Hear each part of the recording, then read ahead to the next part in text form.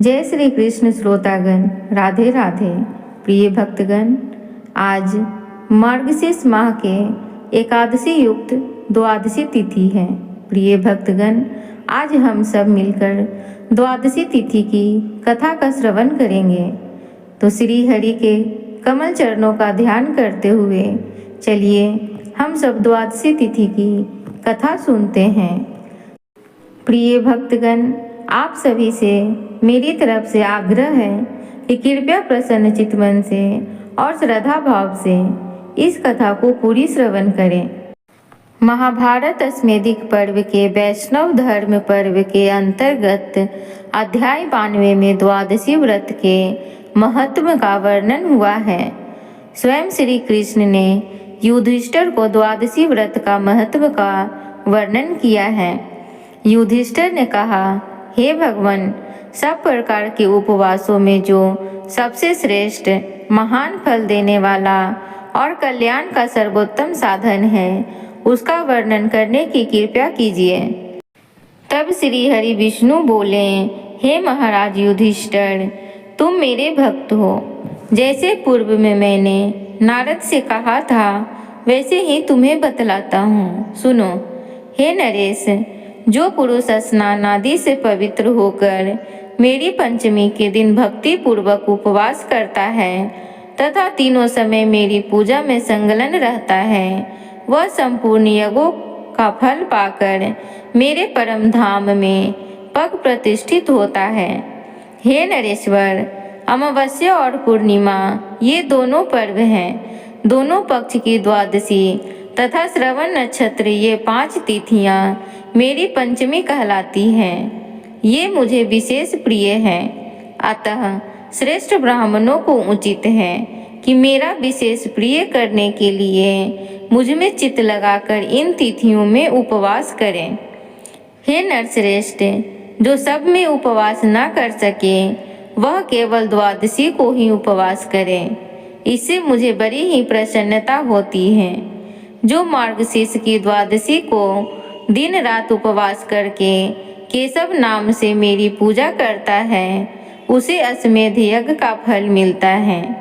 जो पौष मास की द्वादशी को उपवास करके जो नारायण नाम से मेरी पूजा करता है, वह वाजिमेध यज्ञ का फल प्राप्त करता है।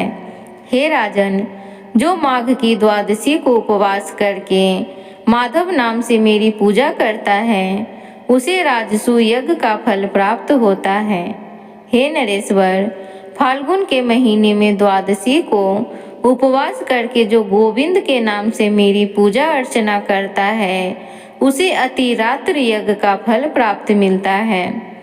चैत महीने के द्वादशी तिथि को व्रत धारण करके जो विष्णु नाम से मेरी पूजा करता है, वह पुंडरीक यज्ञ के फल का भागी होता है। हे पांडुनंदन, वैशाख की द्वादशी को उपवास करके मधुसूदन नाम से मेरी पूजा करने वाले को अग्नियोष्टम यज्ञ का फल मिलता है। हे राजन, जो मनुष्य ज्येष्ठ मास की द्वादशी तिथि को उपवास करके त्रिविक्रम नाम से मेरी पूजा करता है, वह गोमेध के फल का भागी होता है। हे भरत श्रेष्ठ, आषाढ़ मास की द्वादशी को व्रत रखकर 52 नाम से मेरी पूजा करने वाले पुरुष को नरमेध यज्ञ का फल प्राप्त होता है।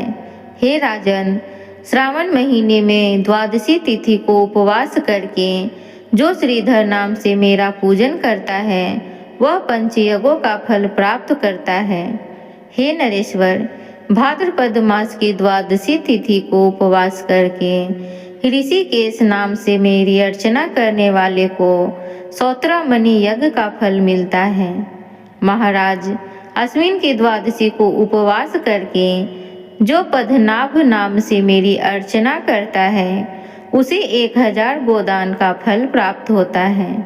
हे राजन, कार्तिक महीने की द्वादशी तिथि को व्रत रखकर जो दामोदर नाम से मेरी पूजा अर्चना करता है, उसको संपूर्ण यज्ञों का फल मिलता है।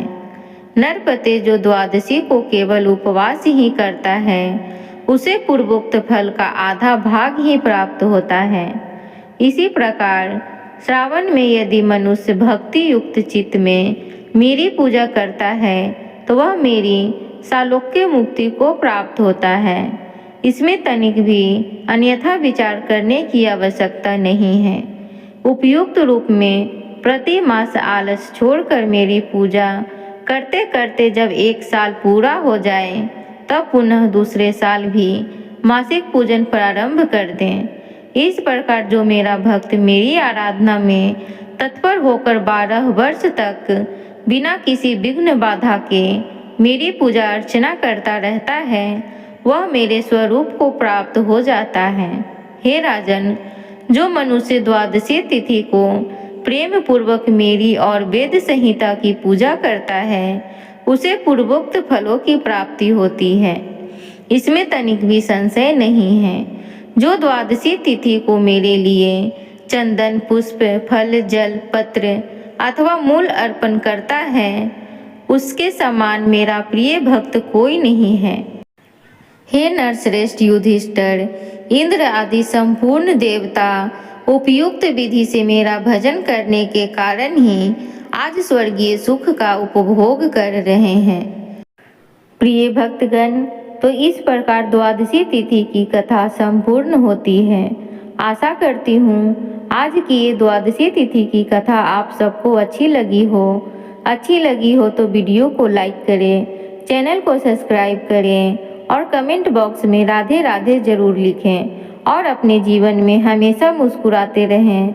हो सके तो दूसरों के मुस्कुराने की वजह जरूर बने। धन्यवाद।